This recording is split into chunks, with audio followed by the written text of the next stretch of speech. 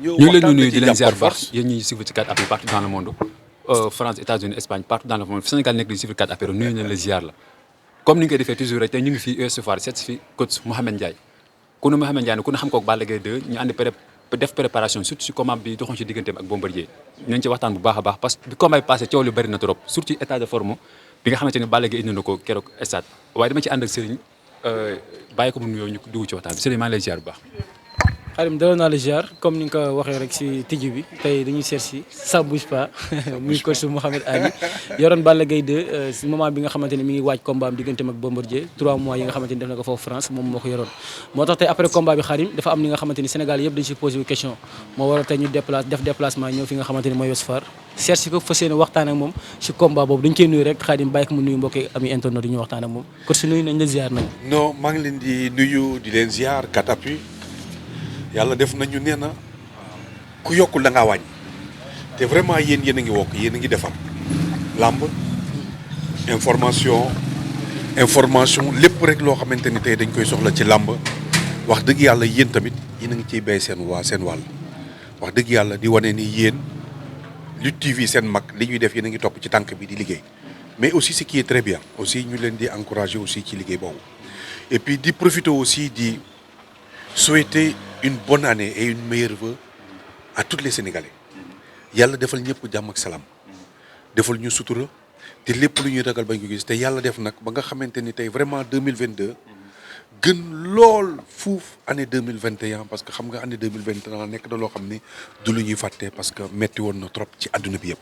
mais yàlla na ñuy defal jàmm ba nga xam ne daal lii ñëw ci kanam daal vraiment nekk sutura ak jàmm ak salaam comme ni ko wolof di waxee nag lu dul jàmm ko gën et puis di nuyu aussi ak lu làmb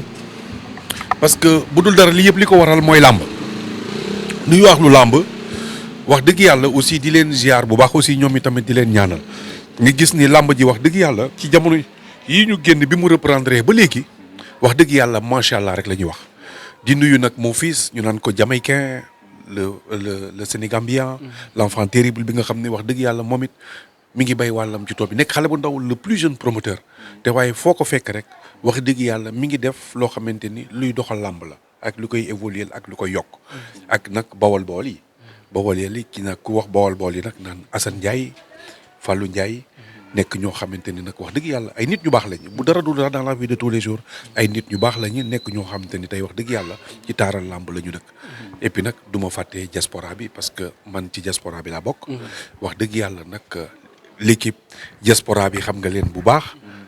kii ñaan ko Toumani Sopulo Ardo Toldo le Pikinois qui est devenu maintenant un Chinois doomu ndeyu Pape Sarr et puis Alain Rent DKR moom ak Jumbo ak ñoom Pape Sarr aussi donc Pape Sarr mi ngi fii waaye tam mel na ni diaspora bi lay dund wax dëgg yàlla def aussi ñoom ñu nekk ay nit ñu baax aussi nit ñoo xam te ne wax dëgg yàlla nit nañ ñoo xam ne mën nañ compter ci moom Cheikhouna si aussi bu Lutte TV xam ngeen ko bu baax wax dëgg yàlla ak Billy Cambérène ñu naan ko Ndiaga Mbaye vraiment diaspora bi ñu nekk ay nit yoo xam ne disponible bëgg làmb te lépp loo xamante ni gis nañ ni muy social fii ci Sénégal rek wax dëgg yàlla ñu taxaw ci et loolu du ñu def nag loolu di leen ci encourager di leen ñaanal yàlla defal leen jàmm ak salaam et puis li ñuy wuti ñu gaaw ko am pour mën a ñibbisiwaat. macha allah nuyu bi am na solo ko commencé waxtaan bi mooy Balla Gaye gis nañ ne préparation bi nga xamante ne noonu ko def ci combat digganteem ak Bombardier yaa ci àndoon ak moom. ñu dégg ne première phase mi ngi commencé INSEPS mais deuxième phase bi dafa changé destination. leeral nga indi ci loolu. xam nga tey yàlla def na Balla bi muy préparé combat bi mu nekkoon le 31 juillet certes mu ñëwoon di ko préparé nekkoon INSEPS toujours rek ñu nekk di ànd di liggéey ak moom yàlla def ñu préparé wu ba ñëw bi ñu préparé wu ba ñëw yàlla def li nga xamante ni tey moo ubale àdduna bi yëpp nag muy Covid bi tax na làmb ji amul su ko defente ni ñu nangu ko aussi biñ ko defee yàlla def nag bi affaire yi ubbi waatee ñu jàpp le 28 novembre bi ñu jàppee datu le 28 novembre ñu doon ko pare aussi mais nag far nag yàlla moom duy tàgg doomu aadama defe naa ni li nga xamante ni tey moo daloon ci kaw Balla Gaye kenn ñaanalu ko kenn du aussi du ñuy souhaité yàlla def nag daal di yóbbu waajuram muy Double Less ñëpp xam ko nekkoon un très grand champion lu ne mu def ko ci Sénégal kooku kenn dootu ko présenté kenn wax dëgg yàlla yàlla def mu noppale ku nekkoon koo xamante ni aussi ku sori ci Balla Gaye la wax dëgg yàlla. et nag tey xam nga des fois c'est important que ni nit boo ko yoree nga xool li nga xamante ni tey jii dina ko dimbali sur tous les plans te tey bi ñu xoolee ci li Balla Gaye jóge woon mu nekk une choc émotionnel du lu ndaw donc après il fallait changer de stratégie ça veut dire que ni INSEP nekk nag un endroit bien tranquille boo xamante ni fait pour les sportifs mais sauf que cette fois-ci du woon endroit boo xamante ni tey jii dafa nekk loo xam ni endroit bu bien la pour Balla Gaye tu sais pourquoi parce que xam nga INSEP boo fa nekkee c'est tellement isolé après les entraînements tu es fermé entre 4 murs et puis l'ambiance du ambiance vivante boo xam ne tey jii di nga gis ay nit di liggéey ni quoi que ce soit sa bopp nga fay nekkal liggéey c'est coach bu ñu paree après c'est ni vu ni connu donc tey on a réfléchi xamante ni il fallait que ni nag on change de stratégie mooy que ni yóbbu ko ci beneen centre qui est aussi très bien yóotee centre bi changer les lieux d'entraînement donc c'est ce qu'on a fait et bu ngeen gisee Balla Gaye il s'est très bien préparé bi mu ñëwee fii nag avec vraiment un état de forme extraordinaire prêt sur tous les plans waaye nag jaam ak pexeem yàlla ak dogalam am na nag combat bi wax dëgg yàlla du loo xamante ni lu ñu préparé nii rek comme par hasard vraiment teg nañ ko ci temps def li ñu waroon def waaye nag yàlla moom moo def lu muy def xam nga tey pour man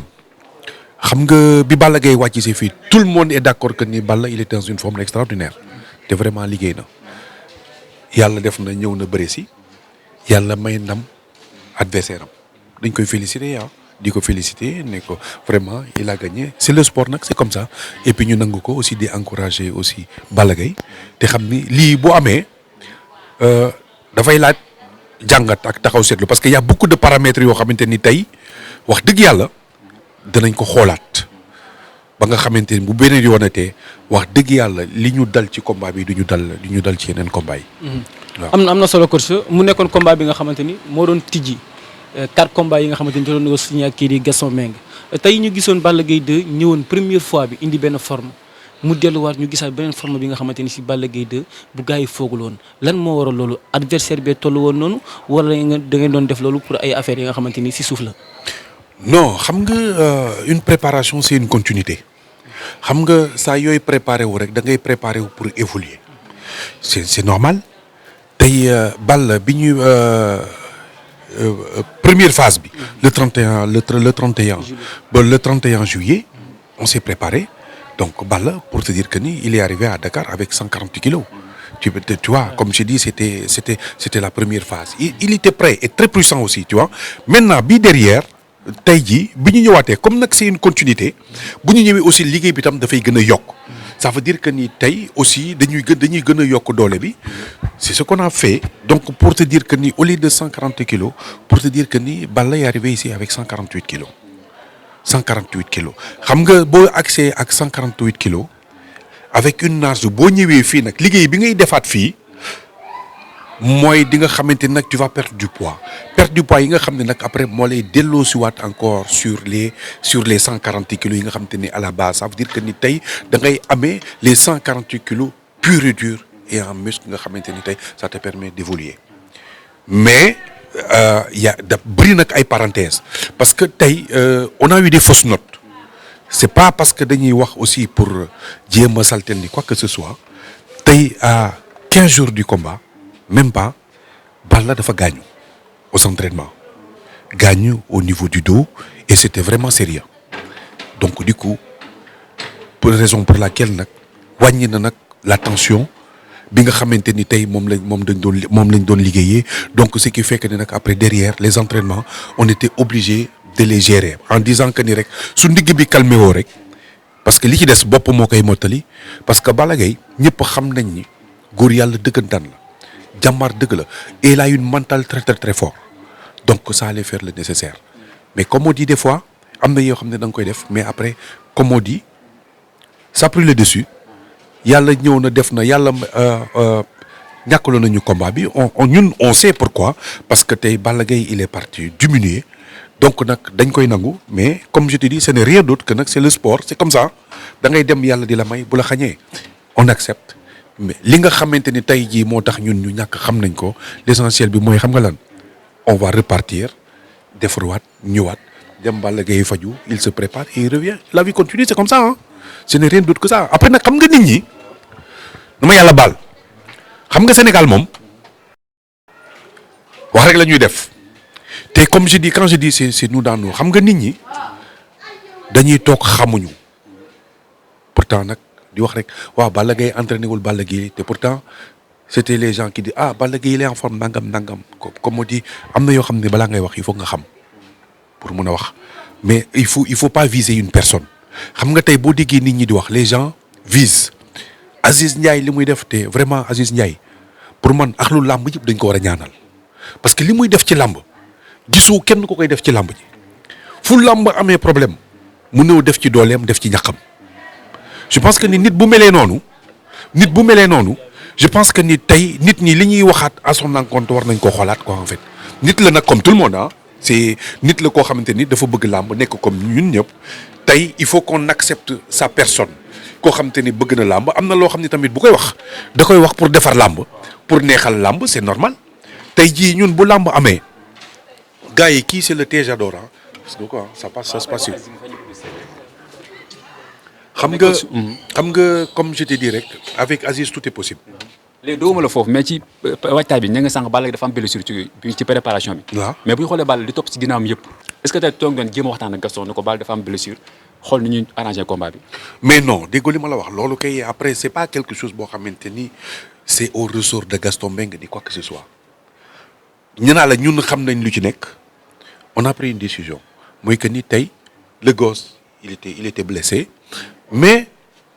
quand même on va y aller en disant que ni rek tey jii connaissant la personne de Balla Gaye tey jii il pourra faire la différence mais sauf que nag ce n'est pas le cas mais tey aussi boo gisee ba moo tax man la boo gisee Balla Gaye diminuer te pourtant nag làmb ji boo xoolee il a pris les initiatives certes nag li mu doon def sortiwul tu sais pourquoi parce que aussi là où que nag ça ne pardonne pas avec sa blessure qui s'est réveillé encore ci biir làmb ji donc du coup manipuler un poids lourd après n'était plus facile on sait mais comme li may la wax su fekkoon te ni Balla Gaye rek dara jotu ko jàmm ak salaam et sincèrement di ngeen gis lu ngeen mës a gis mais on l'accepte hein c'est comme ça c'est le sport on l'accepte et puis on évolue parce qu'on peut plus revenir en arrière c'est comme ça. mais est-ce que loolu dëggul li ñu wax naan Balla dafa am problème encadrement parce que bu ñu xoolee ku ci mel ne papaam ak Balla Gaye numéro 1 est-ce que loolu bu fi fekkoon tey ñoo ngi fi fekk lii nañ ko nangu mu bëreeg Bombardier 140 kilos am gabarit bu mu am ñu koy bàyyi mu bëreeg Bombardier ci blessure est-ce que loolu dëggul manque d'encadrement bi ñuy wax ci Balla. mais non arrête loolu ça n'a rien à voir avec un manque d'encadrement xam nga gars yi des fois na ma yàlla baal waaye dañuy jaxase loo xamante ni tey jii wax dëgg yàlla bokkul xam nga Balla un sportif déjà on sait très bien qu'un sportif dina préparer des compétitions mais avec des blessures des trucs comme ça mais c'est des choses yoo xamante noonu gère parce que loolu avec le sport ñoo ànd Balla yàgg na feebar di ñëw bëri si yàlla di ko may ndam wala yàlla di def leneen te su ma la waxee dara Balla Gaye combat am ak Bombardier ba le passé entraîné wu ci benn yoon contact wu ci benn yoon defu ci dara te pourtant il était mal te loolu jom ji nekkoon ci mooy que ni rek bugguma yàq journée bi nga xam ne sax sama ay doomu day ñoo ko dëgg mais il l'a fait pour wax la nit kooku de ci état d'esprit bi mu nekk donc te pourtant jamono jooju papa ma ngi dund ñëpp a ngi dund du dëgg donc tey moo tax ma ni ko am na yenn yoo xam ne pour man wax ju yàqu la en fait les gens parlent juste pour parler du dëgg son combat contre Gris Bordeaux gis nañu Balla Gaye malgré que il était malade mais il a été là son père était là pourtant il a fait le nécessaire du dëgg c'est sa personne mais tey nag comme xam nga dëgg nit ñi du wax ti wax rek pour wax loolu moom yomb na lool mais balaa ngay wax da ngay xam tey jii certes on aurait souhaité parce que tey mag dafa nekk loo xamante ni tey jii c'est quelque chose certes Balla Gaye nekku fi papaam nekku fi mais loolu c'est quelque chose c'est un plus mais ça n'a rien à voir avec tey rek c'est parce que Balla Gaye ñàkk na rek son encadrement depuis Balla Gaye mi ngi toog fii pourtant di def feu et flamme di nekk roi des arènes ñoom Aziz Ndiaye nekkoon ci ginnaaw et qui l'encadrait très bien jusqu'au jour d'aujourd'hui ñoom Aziz Ndiaye ñoo nekk ci ginnaaw di ko encadrer xam nga ku dem ba sa papa ne la nag Aziz Ndiaye lépp lu war ci sama doom rek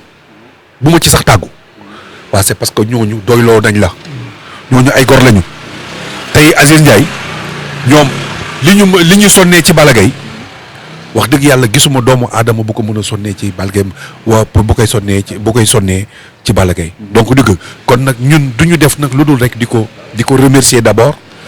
di ko encourager parce que il faut jamais oublier que ni Aziz c'est un très grand sportif moom am na yenn yoo xamante ni sax yëngalu ko parce que Aziz lépp lu muy def da koy def te yàlla tax il le fait nag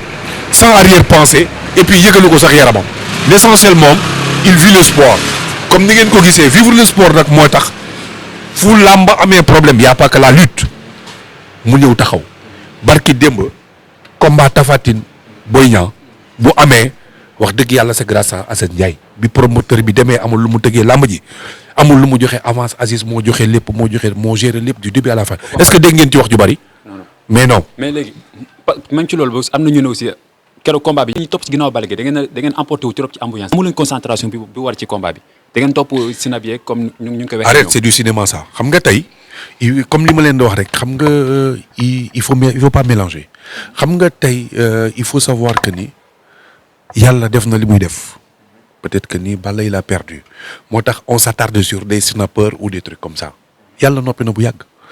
yàlla quel que soit x li waroon a am jour boobu kenn mënu ko woon changer c'était comme ça snapper o ministère ñëpp a ci yem il faut dire que ni ces gens-là aussi c'est des amis de Balla Gaye te yàgg nañu ànd lu Balla Gaye daan def ñu ànd il faut pas que nag tey mu perdre rek ñu commencer naan x y ou z donc il faut arrêter c'est du cinéma ça te loolu kenn soxlawu ko. côté dañuy taxawoon di foofu Bamba nekk ba léegi parce que loolu moo nekk li nga xamante ni moom la ñëpp a joxoñ baaraamu tuuma joxoñ ko ñi nga xamante ni ñooy staffu Balla Gaye 2 kon dañuy dëggal rek ba léegi Père Balla absence am ak kii di suñu papa Double Less day feeñ parce que li nga xamante ni nit ñi xamuñu ko woon ci Balla Gaye 2 muy ay cinébar topp ko ci géew wala ñi nga xamante ni sax duñu ay cinébar mais ay animateur nañu wala ay politiciens nañu tey ñu gis ki ci staff Balla Gaye te mosuñu ko woon gis ñii daañu posé question laaj loolu lan moo waral loolu li ngeen yaakaaroon nii boo demee ci Bombardier da ngeen fekk moom moo taxoon ngeen bàyyi woon loolu di jàll wala. non xam nga tey gis nga loolu ngay wax noonu sax c'est aujourd'hui duma sax koy xamante ni tey man may tontu ci détail yooyu ni quoi que ce soit parce que pour man loolu tey dafa nekk loo xamante ni tey Balla xam na bu baax li muy def son encadrement aussi xam nañ bu baax li ñuy def bu ñu defee dara rek ils ont une bonne raison de le faire donc tey mais toog fi naan la dëggal Père Galla man la non sincèrement non on n'est pas là pour ça li ma la mën a xamal daal ci gàttal mooy que ni ce qui est sûr et certain sportivement dem nañu gagné nañu dinañ dem defar juwaat ñu ñëwaat point final. léegi coach dañuy taxaw ni ci forme Balla Gaye 2. waaw am ñi nga xamante ni convaincre leen. ci forme bi. muy maanaam dañuy gisoon Balla Gaye 2 bi nga xamante daan simeeku ñu gis physique ci moom. Balla Gaye 2 bu daan bëree ñu gis coffre ci moom. wala ñu gis endurance ci bëre bi mais loolu yëpp tey gisuñu ko ci combat am diggante ma kii di Bombardier. waaw mais xam nga moo tax ma ne la yow j'ai l'impression que ni des fois da nga am problème mu dégg-dégg. non c'est vrai après des fois man boo amee problème mu dégg-dégg j'ai un problème xam nga nee naa la nit koo xamante ni tey jii il est souffrant il est souffrant donc il est diminué donc tey bu ñëwee def na nag li muy def mais ça ne veut rien ça n'a rien à voir avec la préparation du dëgg c'est aussi simple que ça donc du coup naan Balla entraîné wul ak Balla kooku nag cinéma sincèrement c'est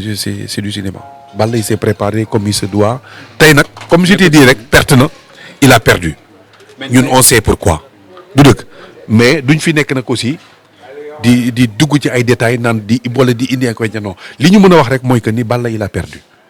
na mais liñ ci mën a jàng bëri na dinañ dem defaru ci ñu ñëwaat dañuy dem defaru ji rek ñu ñëwaat mais li tax ñun ñu perdre ñun xam nañ ko et point final. léegi coach si wàllum contact bi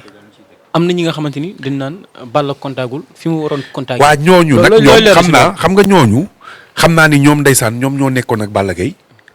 doon assister ses entraînements moo tax xam naa ne moo tax ñuy wax loolu du dëgg donc ñoom seen xel ak seen xalaat moo tollu foofu rek mais xam nga ni Balla Gaye du préparer combat bu toll ni war a bëri Bombardier naan ay toog du contact ni quoi que ce soit mais am na loo xamante ni nag comme li may wax rek day laaj comme li wax am dégg-dégg xam nga nee naa la di préparer combat ba mu desee la 15 jours nga amee blessure bu toll noonu après il faut savoir faire la part des choses c'est juste ça mais après on se prend pas la tête on a perdu perdre nañu de félicitations Bombardier mais ñun nag dañuy dem defar ji ñëwaat rek c'est aussi simple que ça c'est ça le sport nag ñoo ànd sport ak loolu ñoo ànd on l'a fait dal nañ ko def nag di gagner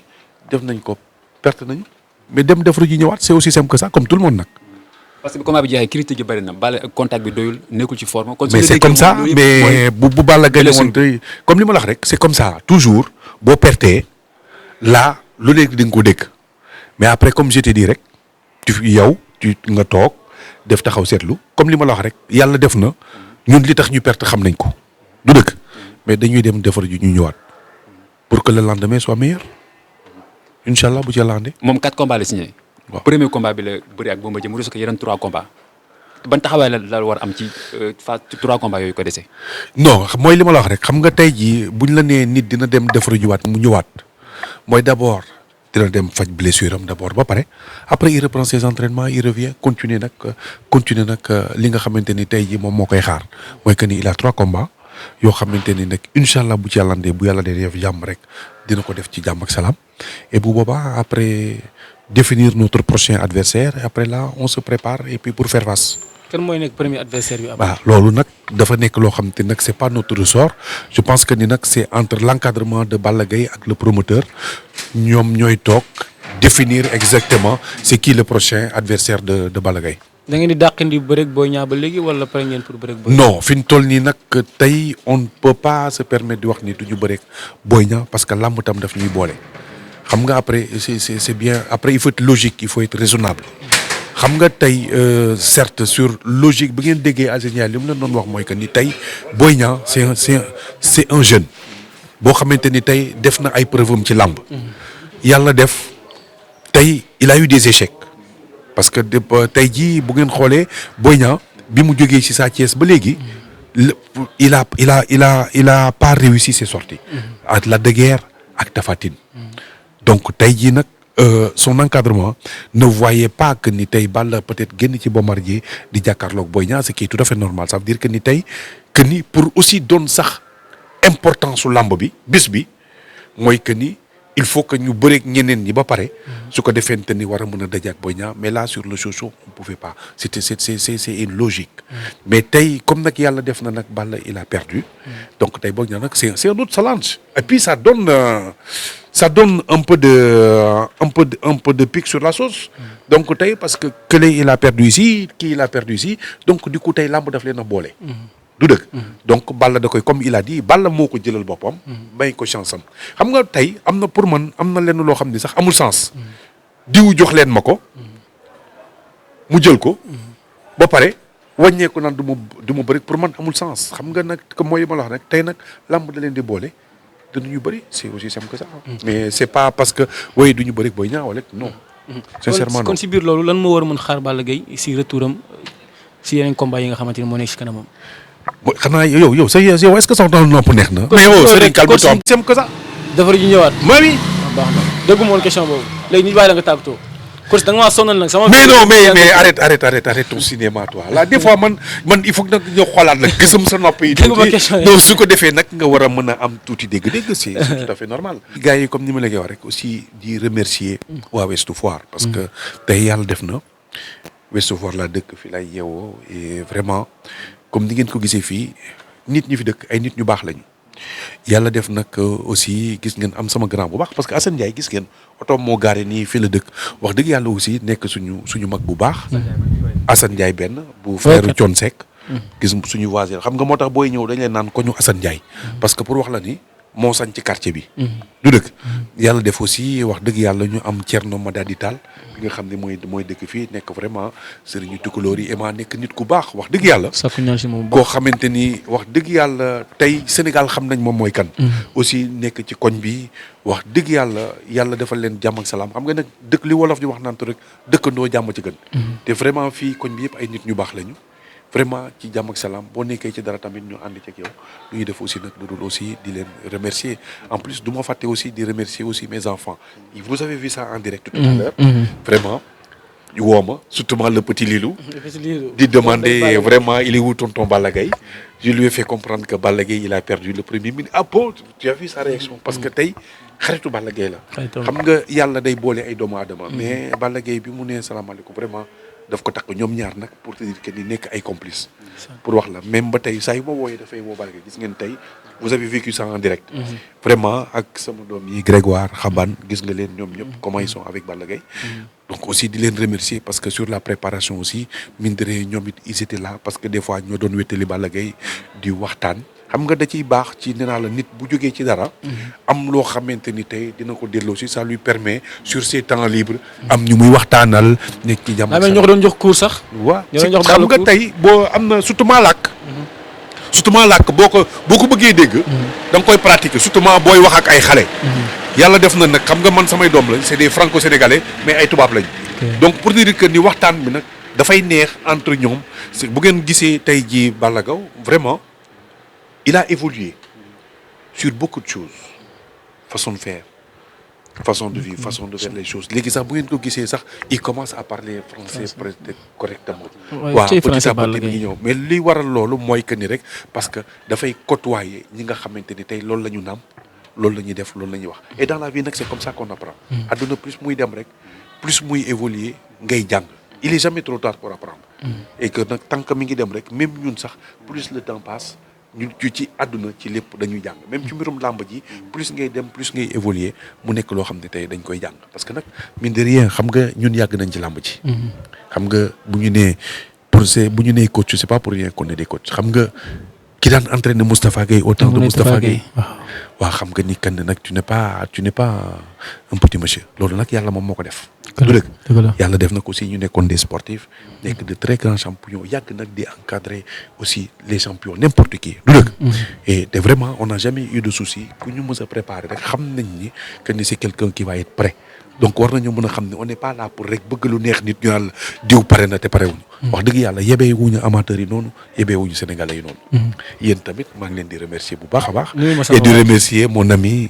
mon frère Beuz seen affiche yàlla defal ko jàmm parce que tey bu ñu toogee ñu naan pay-per-view Sénégal vraiment dañ koy remercier Beuz xale loolu la ñuy séntu nag ci xale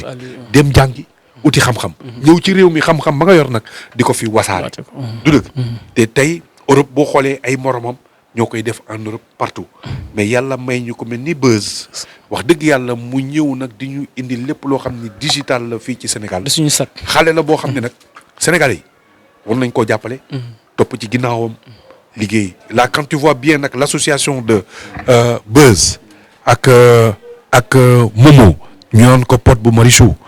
liggéey di pour te dire que di gën a perfectionner def ci shooting événementiel et vraiment loolu mënuñu def nag loolu di ko saluer loolu la ñuy xaar nag ci ndaw réew mi parce que xam nañ ni ñi nga xamante ni tey jii seen bàyyil fayal na leen ñu dem jàngi wax dëgg yàlla xam-xam boobu la ñu soxla ñu indi ko ci réew mi wasaare ko ñu topp seen ginnaaw jàppale leen Lamine nag moom di TV kooku moom sama doomu ndey la sama xarit la nit ku baax la ku bëgg làmb ndax yàlla defal jàmm rek sa waa ji nga ni nu mu tudd Papa Dia mi ngi noonu moom artiste la ak lunette yi boo paree sax nga abal ma ko man du ci yàq dara